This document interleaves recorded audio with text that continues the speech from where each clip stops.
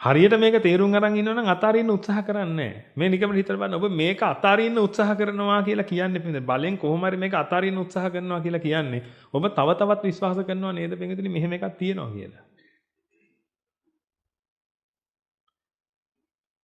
දැන් අතාරින්න උත්සාහ කරන්නේ ඔබ අල්ලන් ඉන්න හින්දා නේද?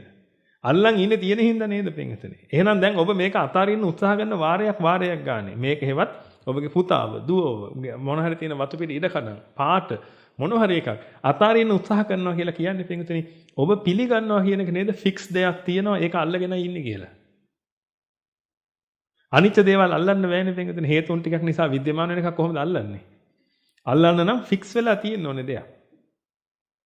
අල්ලන්න කිය අතින් නෙමෙයි හිතින් අල්ලන්න නම් ඒක ෆික්ස් වෙලා තියෙන්න එපා පින්විතනි. එහෙනම් ෆික්ස් කියලා වැටහෙන හින්දා තමයි ඔය අල්ලන්න හදන්නේ අල්ලගෙන ඉන්නේ තමයි මක් කරන්න හදන්නේද? අතාරින්න හදන්නේ. එහෙනම් අතාරින්න හදන්න එපා කිසි දෙයක්. ඒක නෙමෙයි නිවෙන මඟ. අතාරින්න උත්සාහ කරන එක නෙමෙයි නිවෙන මඟ. යථා භූතව ලෝකේ දකින්න එක. එංගතනේ බුදුහාමුදුරුවෝ කියලා කියන්නේ මහ පුදුම ප්‍රඥාවක්. ශ්‍රීපතුලේ බින්දුවක්වත් දැකලා නෙමෙයි වගේ නිකන් හරියට මේ ශාසනයට ඇවිල්ලා තියෙන්නේ අපි එංගතනේ මොකද හේතුව භාග්‍යතුන් වහන්සේ ටික ටික පේන්න ගන්නකොට දැනෙන්නේ මේක මහ පුදුම ප්‍රඥාවන්නේ. ඒක තේරුම් ගන්න නම් භාග්‍යතුන් වහන්සේ කියන්නේ කවුද කියලා අක බින්දු මාත්‍රයක් තේරුම් ගන්න නම් පින්විතනි මහා සාරයක් වැටහිලා තියෙනවනේ මේ ශාසනය.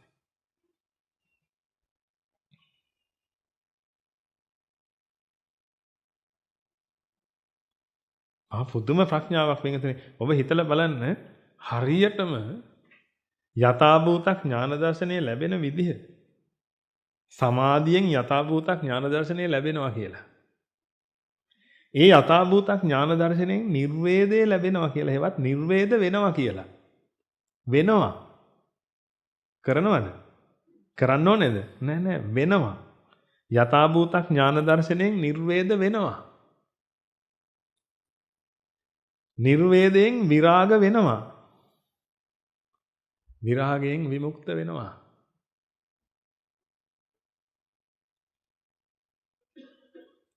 බොහෝම පැහැදිලි පින්වතුනි කාරණා. කිසිම කෙනෙක් උත්සාහ කරන්න එපා මේවා කරන්න. කරන්න එක දෙයක් තියෙනවා ඒකයි කරන්න ඕනේ. ධාරේත.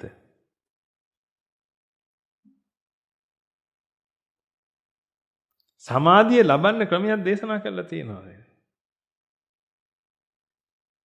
සුඛය, පස්සද්ධිය, ප්‍රීතිය මේ දේවල් තියෙනවා. ප්‍රසාදය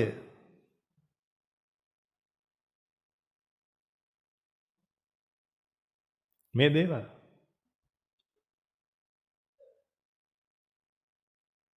ඔන්න ඔය දේවල් පින්විතනි හරි වටිනවා ඔබගේ ජීවිතේට. ඒකයි ඔබට පටන් ගන්නකොට කිව්වේ පුළුවන් තරම් මෘදු හිතක් තියාගන්න කියලා. හැමෝම ඇක්සෙප්ට් කරන්න පුළුවන් මෘදු හිතක් තියාගන්න. හරිම කරුණාවන්ත පුදුම සුදු මිනිසෙක්.